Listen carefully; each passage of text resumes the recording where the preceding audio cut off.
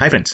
ఈ వీడియోలో ఈరోజు మనం రీసెంట్‌గా ఐపీఓకి రాబోతున్న ఎన్ఎస్‌డిఎల్ షేర్ గురించి అయితే కంప్లీట్ అనాలిసిస్ అయితే చేసుకుందాం. దాని వర్కింగ్ ప్యాటర్న్, రెవెన్యూ గ్రోత్, అలాగే ఈ సెక్టార్‌లో తనకి ఉండే కాంపిటీటర్ సీడీఎస్ఎల్‌తో కంపేర్ చేసి రెవెన్యూ ఎలా ఉంది? దీన్ని షార్ట్ టర్మ్‌కి అప్లై చేయొచ్చా? లాంగ్ టర్మ్‌కి అప్లై చేయొచ్చా? లేదా అవాయిడ్ చేయాలా? అన్నీ అయితే క్లియర్‌గా చెప్తాను. వీడియోని చివరి వరకు అయితే చూడండి. మిస్ అయితే అవ్వకండి. So, welcome to our channel stock idea Telugu. So, ఇప్పుడు మనం కంప్లీట్ ఎన్ఎస్‌డిఎల్ ఐపీఓ గురించి కంప్లీట్ అనాలిసిస్ అయితే ఇప్పుడు చూద్దాం. ఫస్ట్ ఇంట్రడక్షన్ ఏంటంటే ఎన్ఎస్‌డిఎల్ అనేది ఓల్డెస్ట్ డిపాజిటరీ సర్వీస్ అనమాట ఇండియాలోనే. ఇది ఎప్పుడు 1996లో ఎస్టాబ్లిష్ చేశారు. దీని హెడ్ క్వార్టర్స్ అయితే ముంబైలో ఉందన్నమాట. దీంట్లో దీనికి ఇన్కమ్ జనరేట్ అయ్యేది 3 విధాలుగా ఉంది. ఒకటి డిపాజిటరీ సర్వీసెస్. అంటే ఏంటి? మనం ఇప్పుడు షేర్ మార్కెట్‌లో ట్రేడ్ చేయాలంటే కంపల్సరీ డీమ్యాట్ అకౌంట్ అనేది ఓపెన్ చేయాలి. సో, ఆ డీమ్యాట్ అకౌంట్ ఓపెన్ చేయడానికి అందులో ట్రాన్సాక్షన్స్‌కి మీ షేర్స్‌ని డీమ్యాట్ రూపంలో అంటే డిజిటల్‌గా స్టోర్ చేయాలన్నా డిపాజిటరీ సర్వీసెస్ సీడీఎస్ఎల్ అయితే ప్రొవైడ్ చేస్తుందన్నమాట. అలాగే ఎన్ఎస్‌డిఎల్, సీడీఎస్ఎల్ 2 ఉన్నాయి. మనం ఇప్పుడు ఎన్ఎస్‌డిఎల్ గురించి చెప్తున్నాం కాబట్టి రెండిటికి సేమ్ మెథడ్ అన్నమాట. దీనికి ఇంకా అడిషనల్ ఇన్కమ్ ఎక్కడి నుంచి వస్తుందన్నది చూద్దాం. డిపాజిటరీ సర్వీసెస్ అనేది అందరికీ తెలుసు. సీడీఎస్ఎల్ అంటే డిపాజిటరీ సర్వీస్. ఇంకా దీనికి ఇన్కమ్ జనరేట్ అయ్యేవి ఇంకా 2 సోర్సెస్ ఉన్నాయి. రెండోది NSDL payment bank. So, NSDL అనేది పేమెంట్ బ్యాంక్ లైసెన్స్ కూడా ఉందన్నమాట. దీని ద్వారా ఏంటంటే అవి బ్యాంకింగ్ సర్వీసెస్ అయితే ప్రొవైడ్ చేస్తున్నాయి. మీకు అందరికీ తెలుసు స్మాల్ పేమెంట్ బ్యాంక్స్ అనేవి లోన్స్ ఇవ్వడానికి అయితే అవ్వదు కానీ అదర్ సర్వీసెస్ ఏదైనా సరే banking services other than loans ఏదైనా సరే ప్రొవైడ్ చేయొచ్చు అనమాట. దీని ద్వారా కూడా వాళ్ళకి ఇన్కమ్ అయితే జనరేట్ అవుతుంది. థర్డ్ సోర్స్ ఎన్డీఎంఎల్ అంటే డిజిటల్ సర్వీసెస్ అనమాట. లైక్ ఈకేవైసీ కానీ ఈ గవర్నెన్స్ సర్వీసెస్ కానీ మనం ఇన్సూరెన్స్ చేస్తాం కదా దాన్ని కూడా డిమాట్ రూపంలో స్టోర్ చేయడానికి అంటే ఇన్సూరెన్స్ డిపాజిటరీ సర్వీసెస్ కానీ మనం ఇప్పుడు ఈ ఓటింగ్ ఉంటుంది ఏదైనా షేర్లో మనకి అందరూ ఓట్ చేయాలి ఏజీఎం కండక్ట్ చేస్తారు ఓటింగ్ ఉంటుంది అలాంటప్పుడు ఆ సర్వీసెస్ కూడా ఎన్డీఎంఎల్ అయితే ప్రొవైడ్ చేస్తుంది అనమాట. సో ఇవి మేజర్ సోర్స్ అనమాట ఇన్కమ్ కి. సో ఏ సర్వీసెస్ నుంచి ఎంత రెవెన్యూ జనరేట్ అవుతుంది అన్నది ఇప్పుడు చూద్దాం. మనకు తెలుసు మేజర్గా ఎన్ఎస్డిఎల్ అనగానే డిపాజిటరీ సర్వీసెస్ అని. కానీ ఇక్కడ చూడండి మీరు ఎన్ఎస్డిఎల్ కి డిపాజిటరీ సర్వీసెస్ నుంచి వచ్చే రెవెన్యూ 536 క్రోర్స్. అంటే వాళ్ళకి ఉన్న రెవెన్యూ టోటల్ రెవెన్యూలో దాని పర్సెంటేజ్ ఆఫ్ షేర్ అంతా 37% మాత్రమే. సో మేజర్ రెవెన్యూ దేని నుంచి వస్తుందని చూస్తే banking. So NSDL payment bank అనేది మేజర్ రెవెన్యూ జనరేటర్ అనమాట. ఎన్ఎస్డిఎల్ కి ఎంత 719 క్రోర్స్ అంటే 57% of the revenue only payment bank నుంచి వస్తుంది. మెయిన్ సోర్స్ అనే డిపాజిటరీ సర్వీస్ నుంచి వచ్చే రెవెన్యూ 37% మాత్రమే.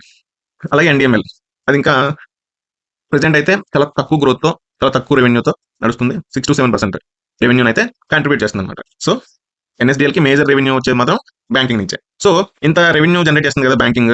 సో 57% దీని నుంచి వచ్చే ప్రాఫిట్ పర్సెంటేజ్ ఎంత? Depository services 37% of revenue share provide చేస్తుంది కదా దీని నుంచి వచ్చే ప్రాఫిట్ ఎంతో ఒకసారి చూడండి. సో డిపాజిటరీ సర్వీసెస్ నుంచి వచ్చే ప్రాఫిట్ పర్సెంటేజ్ 76%. కానీ రెవెన్యూ అంతా 37% అది కంట్రిబ్యూట్ చేస్తుంది. 37% ఆఫ్ రెవెన్యూలో ప్రాఫిట్ పర్సెంటేజ్ మాత్రం 76%. కానీ బ్యాంకింగ్ నుంచి చూడండి 15%. కానీ దాని రెవెన్యూ పర్సెంటేజ్ చూస్తే 57% రెవెన్యూలో ప్రాఫిట్ మాత్రం 15% మాత్రమే. సో దీన్ని బట్టి మీకు అర్థమైంది ఏంటంటే రెవెన్యూ జనరేట్ చేస్తుంది కానీ బ్యాంకింగ్ సెగ్మెంట్ ఇంకా ప్రాఫిట్ అయితే ఆ రేంజ్ లో గ్రోత్ అయితే లేదు. ప్రెసెంట్ ఎన్ఎస్డిఎల్ కి మాక్సిమం ప్రాఫిట్ దేని నుంచి వస్తుంది? డిపాజిటరీ సర్వీసెస్ నుంచి అయితే వస్తుంది అనమాట. సో 37% రెవెన్యూ కాంట్రిబ్యూట్ చేస్తున్నా కానీ హయ్యర్ మార్జిన్స్ వల్ల డిపాజిటరీ సర్వీసెస్ నుంచి ఎక్కువ గ్రోత్ అయితే వస్తుంది. కానీ 57% రెవెన్యూ ప్రొవైడ్ చేస్తున్న బ్యాంకింగ్ మాత్రం 15% వస్తుంది. ఎందుకంటే లోయర్ మార్జిన్స్, ఎందుకంటే వీళ్ళు లోన్స్ అవి ఇవ్వరు కాబట్టి ఓన్లీ వీళ్ళకి వచ్చే ఫీజెస్ ద్వారా మాత్రమే వీళ్ళు ఎర్న్ చేయాలన్నమాట. సో ఎన్ఎండిఎల్ ఏంటంటే ఇప్పుడే ప్రెసెంట్ ఇన్వెస్ట్మెంట్స్ ఎక్కువ పెడుతున్నారు దాంట్లో కూడా ఫ్యూచర్ లో గ్రోత్ రావడానికి అయితే ఛాన్సెస్ అయితే ఉన్నాయి. ప్రెసెంట్ అయితే లెస్ కంట్రిబ్యూటర్ అనమాట. Major contributor depository services next banking. సరే ఇప్పుడు సిడిఎస్ఎల్ ఉంది చెప్పాను కదా. మేజర్ కాంపిటీటర్ ఎవరు? CDSL, NSDL. ఈ సెక్టర్ లో ఈ రెండు డ్యూయోపోలీగా నడుస్తున్నాయి అన్నమాట. కానీ ఒకప్పుడు ఓల్డెస్ట్ ఎన్ఎస్డిఎల్ అయినా కానీ రీసెంట్ లో సిడిఎస్ఎల్ గ్రోత్ అయితే మీరు చూడండి. ఇక్కడ చూస్తే మీకు అర్థమవుతుంది. మార్చ్ 2020 టైంకి సిడిఎస్ఎల్ దగ్గర అకౌంట్స్ ఎన్ని ఉన్నాయి? 2.06 క్రోర్స్. ఎన్ఎస్డిఎల్ దగ్గర 2.13 క్రోర్స్. కానీ మీరు నెక్స్ట్ ఇయర్ వైజ్ చూస్తే సిడిఎస్ఎల్ గ్రోత్ చూసారా? 72%, 96%, 17%, 26%, 52%. సో 2025 జూన్ వచ్చేసరికి సిడిఎస్ఎల్ దగ్గర అకౌంట్స్ ఎన్ని ఉన్నాయి? 15.86 క్రోర్స్. కానీ ఎన్ఎస్డిఎల్ దగ్గర చూసారా? 3.88 క్రోర్స్. దీంట్లో కూడా గ్రోత్ ఉంది. కానీ సిడిఎస్ఎల్ చూసారా ఎంత అగ్రెసివ్ గా గ్రో అయిందో? దీనికి మేజర్ కారణం ఏంటంటే రిటైల్ అకౌంట్స్ అన్ని సిడిఎస్ఎల్ దగ్గర ఎక్కువ ఉంటాయి. ఎన్ఎస్డిఎల్ దగ్గర అంటే ఇన్స్టిట్యూషనల్ అకౌంట్స్ ఉంటాయి. తక్కువ అకౌంట్స్ ఉన్న ఎక్కువ ట్రేడింగ్ జరిగేది మాత్రం ఎన్ఎస్డిఎల్ దగ్గర అనమాట. సిడిఎస్ఎల్ దగ్గర ఏంటంటే రిటైల్ అకౌంట్స్ ఎక్కువ. దీనికి కారణం కూడా నేను చెప్తాను. ఎందుకు అప్పటి వరకు గ్రోత్ లేదు, సడన్ గా మార్చ్ 2020 తర్వాత సిడిఎస్ఎల్ లో గ్రోత్ వచ్చింది అని. మీకు చాలా మంది తెలుసు కోవిడ్ టైం ఆ కోవిడ్ తర్వాత ఇన్వెస్ట్మెంట్స్ ఎలా పెరిగాయి, ఎక్కువ మంది షేర్ మార్కెట్ లోకి ఎంటర్ అవ్వడం, అకౌంట్స్ ఓపెన్ చేయడం జరిగింది. సరే అలా జరిగినప్పుడు మరి ఎన్ఎస్డిఎల్ లో కూడా గ్రోత్ ఉండాలి కదా, బట్ సిడిఎస్ఎల్ లోనే ఎందుకు ఎక్కువ గ్రోత్ వచ్చింది అనే డౌట్ మీకు రావచ్చు. దానికి కారణం ఇది చూడండి. ఏ బ్రోకరేజెస్ ఏ సర్వీసెస్ ని ఎక్కువ యూజ్ చేస్తున్నాయి? మాక్సిమం డిస్కౌంట్ బ్రోకర్స్ అందరూ కూడా సిడిఎస్ఎల్ నే ఆప్ చేశారు. ఇక్కడ చూస్తున్నారు కదా, జిరోదా కానీ, అప్స్టాక్ కానీ, గ్రో కానీ, 5paisa కానీ, వీళ్ళందరూ కూడా ఎక్కువగా సిడిఎస్ఎల్. రీసెంట్ టైంలో మీరు చూస్తే ఎక్కువ అకౌంట్స్ ఎవరి దగ్గర ఓపెన్ అయ్యాయంటే జిరోదా, అప్స్టాక్స్, గ్రో. సో దానివల్ల సిడిఎస్ఎల్ లో నెంబర్ ఆఫ్ అకౌంట్స్ పెరిగాయి, వాళ్ళకి వచ్చే ఇన్కమ్ పెరిగింది. దానివల్ల మీరు దాని షేర్ ప్రైస్ చూసినా కూడా సడన్ గా కోవిడ్ టైంలో 100 బిలో ఉండే షేర్ 2000 టచ్ చేసింది. అంటే మీరు ఆ కంపారిజన్ చూడండి, ఒక్కసారిగా గ్రోత్ ఎందుకు వచ్చిందంటే ఇది కారణం. Maximum full time services brokers కానీ వీళ్ళందరూ యూజ్ చేసేది ఎన్ఎస్డిఎల్ అనమాట. అది ఇది మేజర్ డిఫరెన్స్ ఎన్ఎస్డిఎల్ కి సిడిఎస్ఎల్ కి. సిడిఎస్ఎల్ అనేది మాక్సిమం రిటైల్ పార్టిసిపేషన్ ఉంటే ఎన్ఎస్డిఎల్ అనేది కంప్లీట్ గా ఇన్స్టిట్యూషనల్ పార్టిసిపేషన్ ఎక్కువ అన్నమాట. ఇప్పుడు ఈ రెండింటి కంపేర్ చేస్తే చూడండి, సిడిఎస్ఎల్ ఇన్కమ్ ఎంత వచ్చింది, 1199 క్రోర్స్ అయితే ఈ ఫైనాన్షియల్ ఇయర్ 24-25 ఫుల్ ఇయర్ అనమాట. ఎన్ఎస్డిఎల్ చూసారా 1535, అంటే ఇన్కమ్ లో ఎన్ఎస్డిఎల్ కే ఎక్కువ ఉంది. రెవెన్యూ గ్రోత్ చూస్తే 32% రెవెన్యూ గ్రోత్ ఉంది సిడిఎస్ఎల్, బట్ ఎన్ఎస్డిఎల్ 12.4 మాత్రమే. Net profit 526 crores. చూసారా ఇక్కడ అన్నిట్లో టోటల్ ఇన్కమ్ లో తక్కువ ఉన్నా సరే ప్రాఫిట్ వచ్చేసరికి సిడిఎస్ఎల్ ఎక్కువ ఉంది. ఎందువల్ల? ప్రాఫిట్ మార్జిన్ అనేది సిడిఎస్ఎల్ కి ఎక్కువ అనమాట, ఎన్ఎస్డిఎల్ కి ప్రాఫిట్ మార్జిన్ అనేది తక్కువ. అందువల్ల నెట్ ప్రాఫిట్ లో డిఫరెన్స్ చూడండి, టోటల్ ఇన్కమ్ లో డిఫరెన్స్ లో ఎన్ఎస్డిఎల్ ఎక్కువ ఉన్నా సరే నెట్ ప్రాఫిట్ వచ్చేసరికి సిడిఎస్ఎల్ 526 క్రోర్స్ ఉంటే ఎన్ఎస్డిఎల్ అనేది 343 క్రోర్స్ మాత్రమే ఉంది. ప్రాఫిట్ గ్రోత్ లో రెండు దాదాపు ఈక్వల్ గానే గ్రోత్ ఉన్నాయి. Q4 వచ్చేసరికి 100 క్రోర్స్ ఉంటే 83 క్రోర్స్ ఉంది. డివిడెండ్ 12.5 రూపీస్ ఇస్తే ఇది 2 రూపీస్ మాత్రం ఇస్తుంది. దీంట్లో మనం కంపేర్ చేయాల్సింది ఏంటంటే సిడిఎస్ఎల్ అనేది రీసెంట్ టైమ్స్ లో లాస్ట్ 5 to 6 ఇయర్స్ లో అగ్రెసివ్ గా గ్రోత్ అయితే వచ్చింది. బట్ ఎన్ఎస్డిఎల్ అంటే కాన్స్టెంట్ గా సేమ్ పర్సెంటేజ్, అంటే పెద్ద డిఫరెన్స్ లేకుండా కాన్స్టెంట్ గా గ్రో అవుతుంది అనమాట. దీన్ని బట్టి మనకు అర్థమైంది ఏంటంటే ఎన్ఎస్డిఎల్ అనేది కాన్స్టెంట్ ప్లేయర్, అంటే ఒడిదుడుకులు కొంచెం తక్కువ ఉంటాయి. కానీ సిడిఎస్ఎల్ ఏంటంటే సడన్ గా ఏదైనా చేంజ్ వచ్చినా, సడన్ గా మార్కెట్ లో ఏదైనా భయాలు ఇదైనా, ఇన్వెస్టర్స్ వెనక్కి వెళ్ళినా సిడిఎస్ఎల్ లో గ్రోత్ తగ్గడానికి ఛాన్సెస్ అయితే ఉన్నాయి. బట్ ఎన్ఎస్డిఎల్ లో కూడా సేమ్ ఎఫెక్ట్ పడుతుంది, కానీ ఎక్కువ ఇన్స్టిట్యూషనల్ ఇన్వెస్టర్స్ ఉండడం వల్ల వాళ్ళ దాంట్లో రెవెన్యూ తగ్గే ఛాన్సెస్ చాలా తక్కువ ఉంటాయి. బట్ సిడిఎస్ఎల్ కి ఏంటంటే ఆ ఛాన్సెస్ ఎక్కువ ఉంటాయి అన్నమాట ఈ విషయంలో. సో చూడండి, ఇది కంప్లీట్ గా వీళ్ళిద్దరి మధ్య డిఫరెన్సెస్ ఏంటనేది సింపుల్ ఫామ్ లో మీకు ఎక్స్ప్లెయిన్ చేయడానికి అయితే దీన్ని రెడీ చేశాను. ఎవరెవరికి వీళ్ళ బిజినెస్ మోడల్ రెండు మాక్సిమం రెండింటికి ఒకటే బిజినెస్ మోడల్, రెండింటికి ఒకటే source of income. But key factors ఏంటంటే సిడిఎస్ఎల్ కి కీ కస్టమర్ రిటైల్ ఇన్వెస్టర్స్ అయితే ఎన్ఎస్డిఎల్ కి లార్జ్ ఇన్స్టిట్యూషన్స్, బ్యాంక్స్, ఎఫ్ఐఎస్ వీళ్ళు అనమాట. మేజర్ సోర్స్ కూడా బ్యాంక్సే హోల్డ్ చేస్తున్నాయి. ఎన్ఎస్సి హోల్డ్ చేస్తుంది, HDFC, ICICI bank, Axis bank, HDFC bank, ఈ బ్యాంక్స్ అన్ని కూడా ఎక్కువ షేర్ ఎన్ఎస్డిఎల్ లో అయితే హోల్డ్ చేస్తున్నాయి అనమాట. సో ఇక్కడ చూడండి, ఇన్వెస్టర్ అకౌంట్స్ ఎన్ని ఉన్నాయి చూసారా, 15.86 క్రోర్స్ సిడిఎస్ఎల్ లో. బట్ ఎన్ఎస్డిఎల్ లో ఎందుకు అనుకున్నాగా 3.88 క్రోర్స్ మాత్రమే. కానీ ఇక్కడ వాల్యూ చూడండి 45 to 60 lakh క్రోర్స్. బట్ ఇక్కడ వాల్యూ చూసారా 510.91 lakh క్రోర్స్. అకౌంట్స్ వైజ్ చూస్తే మార్కెట్ షేర్ లో 80% సిడిఎస్ఎల్ దగ్గర ఉంటే 20% మాత్రమే ఎన్ఎస్డిఎల్ దగ్గర ఉంది. ఏది అకౌంట్స్ వైజ్ చూస్తే. కానీ వాల్యూ వైజ్ చూస్తే 10 to 12% మాత్రమే సిడిఎస్ఎల్ దగ్గర ఉంది. 88 to 90% షేర్ మార్కెట్ లో జరిగే ట్రాన్సాక్షన్స్ లో లేదా హోల్డింగ్ చేస్తున్న వాల్యూలో నియర్లీ 88 to 90% ఎన్ఎస్డిఎల్ దగ్గర మాత్రమే ఉన్నాయి. అకౌంట్స్ ఎక్కువ సిడిఎస్ఎల్ దగ్గర ఉన్నా సరే వాల్యూ కానీ హోల్డ్ చేసే ఇది కానీ ఎన్ఎస్డిఎల్ దగ్గర మాత్రమే ఎక్కువ ఉందన్నమాట. సో అలాగే కంపేర్ చేస్తే మిగతా అన్ని సేమ్ ఉండొచ్చు, బట్ ఈ డిఫరెన్స్ ఎందువల్ల వచ్చిందంటే మేజర్ ఇన్స్టిట్యూషనల్ ఇన్వెస్టర్స్ ఎన్ఎస్డిఎల్ తో ఉండడం ఎన్ఎస్డిఎల్స్ కి ఒక అడ్వాంటేజ్ అనమాట. సిడిఎస్ఎల్ కి ఏంటంటే మేజర్ గా ఉండేది రిటైల్ ఇన్వెస్టర్స్, అది కూడా ఈ మధ్య బాగా పెరిగారు అనమాట. అది కంప్లీట్ గా డిఫరెన్సెస్ అయితే. సో దాన్ని సింప్లిఫై చేస్తే ఏంటంటే అకౌంట్ వాల్యూమ్ లో సిడిఎస్ఎల్ డామినేట్ చేసిన ఎన్ఎస్డిఎల్ మాత్రం అసెట్ కస్టడీ కానీ అసెట్ వాల్యూలో డామినేట్ చేస్తుంది అనమాట. ఓకేనా. నెక్స్ట్, ఇప్పుడు ఎన్ఎస్డిఎల్ ఐపీఓ వచ్చింది కాబట్టి దీని గురించి పాజిటివ్స్ తెలుసుకున్నాం, దాంట్లో ఉండే దాని బిజినెస్ పారామీటర్స్ తెలుసుకున్నాం, దాని గ్రోత్ ఎందులో ఉంది, ఎలా ఉందని తెలుసుకున్నాం. అలాగే వాటి మీద ఉన్న కేసెస్ కూడా తెలుసుకోవాలి, ఎందుకంటే ఫ్యూచర్ లో దీని యొక్క ఇంపాక్ట్ కంపెనీ యొక్క ప్రాఫిట్ మీద ఇంపాక్ట్ అయితే చూపిస్తుంది. కేసు కన్ ప్రూవ్ అయ్యి ఫైన్ పడినా ఏదైనా సరే. ఇవి డిఫరెంట్ టైమ్స్ లో ఎన్ఎస్డిఎల్ మీద పడిన కేసెస్ అనమాట. మాక్సిమం కేసులు అనేది చూసారా ఫైన్ తో రిసాల్వ్ అయినవి ఎక్కువ కనిపిస్తుంటాయి.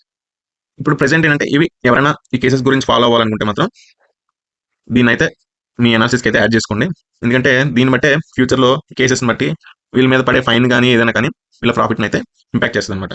ప్రెసెంట్ లో అయితే కార్వీ తెలుసు కదా, కార్వీ బ్రోకరేజ్ అయితే ఫెయిల్ అయింది. ఆ కేసులో ఎన్ఎస్డిఎల్ అయితే సుప్రీంకోర్టులో ప్రెసెంట్ అయితే ఛాలెంజ్ చేసింది. కానీ దీని లైబిలిటీ ఎక్స్పోజర్ ఎంత తెలుసా, 1400 crores. ఒకవేళ కానీ ఈ కేసు ఎన్ఎస్డిఎల్ కి ఆపోజిట్ గా కనుక వస్తే సుప్రీంకోర్టులో వీళ్ళు 1400 crores ఫైన్ పే చేయాల్సి ఉంటుంది. సో ఈ కేసు మాత్రం ఎవరైనా ఈ స్టాక్ లాంగ్ టర్మ్ ఇన్వెస్ట్ చేయాలనుకుంటే మాత్రం ఈ కేసు మాత్రం ఫాలో అవుతున్నారు. అలాగే ట్యాక్స్ డిమాండ్ చూసారా, మొత్తం వీళ్ళ మీద ట్యాక్స్ డిమాండ్స్ 509 crores ఉన్నాయి. ఇవి కూడా డిఫరెంట్ కేసెస్ లో పెండింగ్ లో ఉన్నాయి అనమాట. అలాగే మిగతా కూడా కింద చూపిస్తాను మీకు ఏ సెక్షన్స్ లో ఏ ట్యాక్స్ దగ్గర నుంచి. ఒకటి 2025 లో 1100 crores, అలాగే 183 crores కేసు ఫైల్ అయింది. అలాగే 2006-07 సంబంధించిన ఇన్కమ్ ట్యాక్స్ అడ్జస్ట్మెంట్ సంబంధించింది 214.98 crores కి సంబంధించిన కేసు కూడా పెండింగ్ లో ఉంది. సో ఇందులో ఏ కేసు అయినా సరే వీళ్ళకి ఆపోజిట్ గా వస్తే దాని ఎఫెక్ట్ అనేది కంపెనీ యొక్క P&L మీద అయితే ఇంపాక్ట్ అయితే చూపిస్తుంది. సో ఈ కేసెస్ అయితే కొంచెం రెగ్యులర్ గా ఫాలో అవడానికి అయితే ట్రై చేయండి, ఇన్వెస్ట్ చేద్దాం అనుకుంటే మాత్రం. నెక్స్ట్, ఇప్పుడు ఎన్ఎస్డిఎల్ ఐపీఓ అయితే లిస్ట్ అవుతుంది కదా, దాని యొక్క కంప్లీట్ డీటెయిల్స్ ఇది ఏంటంటే ప్యూర్గా ఓఎఫ్ఎస్ అనమాట. అంటే ఈ షేర్స్ అమ్ముతున్న వచ్చే అమౌంట్ కంపెనీ డెవలప్మెంట్ కి ఏ విధంగా ఉపయోగపడదు. ఇది ఓన్లీ ఏంటంటే హోల్డ్ చేస్తున్న వాళ్ళకే వెళ్తుంది అనమాట. సో హోల్డ్ చేస్తున్న ఓనర్స్ మాత్రమే వెళ్తుంది. ఎవరెవరికి వెళ్తుంది అన్నది ఇక్కడ చూడొచ్చు. IDBI, NSC, SBI, HDFC, union bank of India, ఇలాగా వీళ్ళకి మాత్రమే ఈ అమౌంట్ వెళ్తుంది అనమాట. సో ఈ ఐపీఓ వల్ల కంపెనీ గ్రోత్ కి మాత్రం ఐపీఓ ఎటువంటి ఉపయోగం అయితే లేదు, దీన్ని అయితే దృష్టిలో పెట్టుకోండి. సో దీన్ని అప్లై చేయాలంటే మినిమం 18 షేర్స్ అయితే అప్లై చేయాలి ఒక లాట్. దాని వాల్యూ ఎంత వస్తుంది? నియర్లీ 14,400 అనమాట.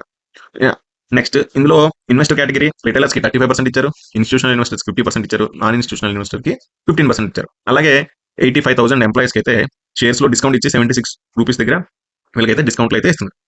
సో ఐపీఓ ఎప్పుడు ఓపెన్ అవుతుంది? జూలై 30th అయితే ఓపెన్ అవుతుంది. ఆగస్ట్ 1 అంటే 3 days అయితే ఉంటుంది అనమాట. లిస్టింగ్ డేట్ అయితే ఆగస్ట్ 6th. సో ఈ విధంగా అప్పర్ బ్యాండ్ లో అంటే 760 to 800 ఉంది కదా, అప్పర్ బ్యాండ్ లో కనుక దీని వాల్యుయేషన్ చూసుకుంటే 16,000 crores అనమాట. కానీ రీసెంట్ గా మీరు గమనించి ఉండొచ్చు, ఐపీఓ లిస్ట్ అవ్వక ముందు గ్రే మార్కెట్ లో దీని యొక్క షేర్స్, ఎన్ఎస్డీఎల్ యొక్క షేర్స్ 1200, 1500, 1300 ఆ రేంజ్ లో కూడా ట్రేడ్ అయ్యాయి.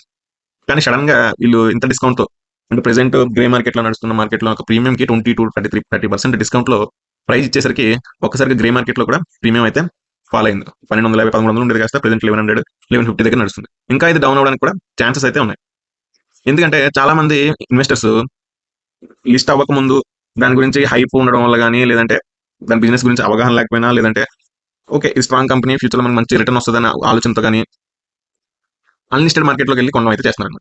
కానీ రీసెంట్ గా మీరు అబ్జర్వ్ చేస్తే హెచ్డిబి ఫైనాన్షియల్స్ కానీ, ఈ ఎన్ఎస్డిఎల్ ఐపీఓ కానీ మీరు అబ్జర్వ్ చేయండి, గ్రే మార్కెట్ ప్రీమియం సడన్ గా పెరిగి అన్లిస్టెడ్ షేర్ మార్కెట్ లో బాగా ట్రేడ్ అయ్యి ఐపీఓ అనౌన్స్ చేసే టైంకి మాత్రం ఐపీఓ ప్రైస్ కి అన్లిస్టెడ్ మార్కెట్ కి చాలా డిఫరెన్స్, 20-30% డిస్కౌంట్ లో ఇలా అనౌన్స్ చేసేసరికి ఒక్కసారిగా ప్రైజెస్ అయితే అన్లిస్టెడ్ మార్కెట్ లో భారీగా ఫాలో అవుతున్నాయి. సో ఎప్పుడైనా సరే అన్లిస్టెడ్ మార్కెట్ లో ఇన్వెస్ట్ చేద్దాం అనుకుంటే మాత్రం ఒకటే దృష్టిలో పెట్టుకోండి, అన్లిస్టెడ్ మార్కెట్ లో ఇన్వెస్ట్ చేస్తే మీకు ఐపీఓ లిస్ట్ అయిన వెంటనే అమ్మడానికి అయితే వీలుండదు. లాకిన్ పీరియడ్ అయితే ఉంటుంది, లాకిన్ పీరియడ్ కంప్లీట్ అయ్యాక మాత్రమే అమ్మాలి. రెండో పాయింట్, గ్రే మార్కెట్ ప్రీమియం అనేది ఎప్పుడు ఒకలా ఉండదు, మార్కెట్ సెంటిమెంట్ మీద డిపెండ్ అయి ఉంటుంది. అలాగే కాంపిటేటర్స్ నెక్స్ట్ వీళ్ళు ఇచ్చే డేటా దీని మీద కూడా డిపెండ్ అయి ఉంటుంది. సో కంప్లీట్ గా కంపెనీ గురించి ఐడియా ఉండి వాటి లాంగ్ టర్మ్ గ్రోత్ మీద కాన్ఫిడెన్స్ ఉంటే మాత్రమే దాంట్లో అయితే బై చేయండి. బై చేయొద్దని అయితే అనట్లేదు, కానీ బట్ అవగాహన తెచ్చుకుని మాత్రమే అన్లిస్టెడ్ మార్కెట్లోకి అయితే ఎంటర్ అవ్వండి. నా ఉద్దేశం అయితే ఐపీఓ ద్వారా అప్లై చేసుకోవడం అనేది బెటర్ ఆప్షన్. ఒకవేళ మనకి అది అలాట్ అయిందా అవ్వదా అన్నది సెకండరీ మ్యాటర్, బట్ లాంగ్ టర్మ్కి ఇన్వెస్ట్ చేద్దాం అనుకుంటే మాత్రం ఐపీఓ ద్వారా అలర్ట్ చేయడం, లేదంటే ఐపీఓలో లిస్ట్ అయిన తర్వాత ఇన్వెస్ట్ చేయడం అనేది మంచి పద్ధతి. సో ఇప్పుడు నా ఒపీనియన్ అయితే షార్ట్ టర్మ్ కోసం ఇన్వెస్ట్ చేయాలా, లాంగ్ టర్మ్ కోసం ఇన్వెస్ట్ చేయాలా, లేదంటే ఈ ఐపీఓని అవాయిడ్ చేయాలా? ఇప్పటివరకు మీరు చూసిన పారామీటర్స్ ప్రకారం మీకు ఏమర్థమైంది? కంపెనీ అనేది స్టాండర్డ్ గా అయితే గ్రో అవుతుంది. అంటే మీన్ డీవియేషన్స్ తక్కువ, అంటే ప్రాఫిట్ భారీగా పెరిగిపోవడం కానీ, ప్రాఫిట్ భారీగా పడిపోవడం కానీ, లేదా రెవెన్యూస్ లో హెవీ డిఫరెన్స్ రావడం కానీ అనేది చాలా తక్కువ అనమాట. కాన్స్టెంట్ గా అదే రేంజ్ లో గ్రో అవుతూ వస్తున్న కంపెనీ. ప్లస్ డెట్ అనేది జీరో, డెట్ లేదు, ఓన్లీ అసెట్స్ మాత్రమే ఉన్నాయి, డెట్ అనేది లేదు. సో ఇది ఒక అడ్వాంటేజ్.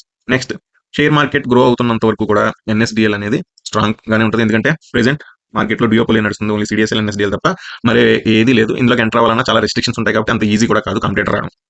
సో ఇవన్నీ ఎన్ఎస్డిఎల్ కి ఒక విధంగా అడ్వాంటేజెస్ అనమాట. బట్ డిసడ్వాంటేజెస్ ఏంటంటే కేసెస్ పెండింగ్ ఉన్నాయి, సో సెబీ రెస్ట్రిక్షన్స్ ఉంటాయి, అలాగే బ్యాంకింగ్ లో ఉంది కాబట్టి ఆర్బీఐ రెస్ట్రిక్షన్స్ ఉంటాయి, అలాగే ఇన్సూరెన్స్ డిపాజిటరీలో ఉంది కాబట్టి ఆ రెగ్యులేటరీ ఇన్స్ట్రక్షన్స్ కూడా ఉంటాయి. సో ఎవరైనా ఏ రెగ్యులేటరీ అయినా కంట్రోల్ చేయాలి, ఏదైనా రెగ్యులేషన్స్ మార్చితే మాత్రం దాని ఇంపాక్ట్ మాత్రం కంపల్సరీ ఉంటుంది. సో ఆ న్యూస్ అయితే కంపల్సరీ ఫాలో అయితే అవ్వాలి. సో దీన్ని బట్టి ఎవరైనా ఇన్వెస్ట్ చేయాలనుకుంటే మాత్రం నా ఒపీనియన్ ప్రకారం షార్ట్ టర్మ్ కన్నా ఈ స్టాక్ లో లాంగ్ టర్మ్ కి అయితే ఇన్వెస్ట్ చేయమని సజెస్ట్ చేస్తాను. ఎందుకంటే లిస్టింగ్ గెయిన్స్ కోసం ఇన్వెస్ట్ చేయాలి అనుకుంటే మాత్రం కంపల్సరీగా షేర్ అయితే ట్రాక్ చేయాలి, ఎవ్రీ న్యూస్ ట్రాక్ చేయాలి, గ్రే మార్కెట్ ప్రీమియం అనేది ఎలా రన్ అవుతుంది అన్నది ట్రాక్ చేయాలి. ప్రెసెంట్ అయితే as on date grey market premium అయితే 16% వరకు అయితే చూపిస్తుంది. బట్ మార్కెట్ సెంటిమెంట్ బట్టి లిస్ట్ అయ్యే టైంకి అది పెరగచ్చు, లేదంటే నెగిటివ్ లో కూడా వెళ్ళే ఛాన్సెస్ ఉన్నాయి. మనం చూసాం ఎస్బీఐ కార్డ్స్ ఐపీఓలో చూసాం, చాలా ఐపీఓలో చూసాం. But grey market premium list అవుతుంది అనుకున్నప్పుడు చాలా హెవీగా ఉండి నెగిటివ్ లో లిస్ట్ అయినవి కూడా ఉన్నాయి, పెద్ద పెద్ద కంపెనీస్ కూడా. సో ఎవరైనా షార్ట్ టర్మ్ ఇన్వెస్ట్ చేయాలనుకుంటే మాత్రం గ్రే మార్కెట్ ప్రీమియం మూవ్మెంట్ అయితే అబ్జర్వ్ చేయండి.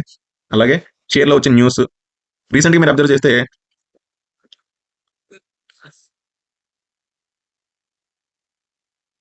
ఈ కంపెనీ యొక్క కాంపిటేటర్ సిడిఎస్ఎల్ షేర్ కనుక మీరు అబ్జర్వ్ చేసినట్టయితే రీసెంట్ గా ఫాలో అవుతుంది. సో ఈ దీని ఇంపాక్ట్ కూడా ఎన్ఎస్డిఎల్ మీద అయితే ఉంటుంది. సో అది కూడా గుర్తుపెట్టుకోండి. బట్ ఏంటంటే ఫ్యూచర్ లో మంచి గ్రోత్ ఉండే స్టాక్ అని మాత్రం అయితే చెప్పొచ్చు. ఎందుకంటే మీరు అబ్జర్వ్ చేస్తే కోవిడ్ ముందుకి కోవిడ్ తర్వాత షేర్ మార్కెట్ అనేది కంప్లీట్ గా చేంజ్ అయింది. కోవిడ్ ముందు ఇన్వెస్ట్ చేసే వాళ్ళు చాలా తక్కువ, కోవిడ్ తర్వాత దీని పర్సెంటేజ్ అనేది పెరిగింది. అది మీరు ఫిగర్స్ లో కూడా చూడొచ్చు, సిడిఎస్ఎల్ ఫిగర్స్ లో కూడా చూడొచ్చు. ఈ సిడిఎస్ఎల్ స్టాక్ మీరు చూస్తే మల్టీ బ్యాగర్ అయిపోయింది. 100 రూపీస్ నుంచి నియర్లీ 2000 రూపీస్ వరకు పెరిగింది విత్ ఇన్ 4 to 5 years.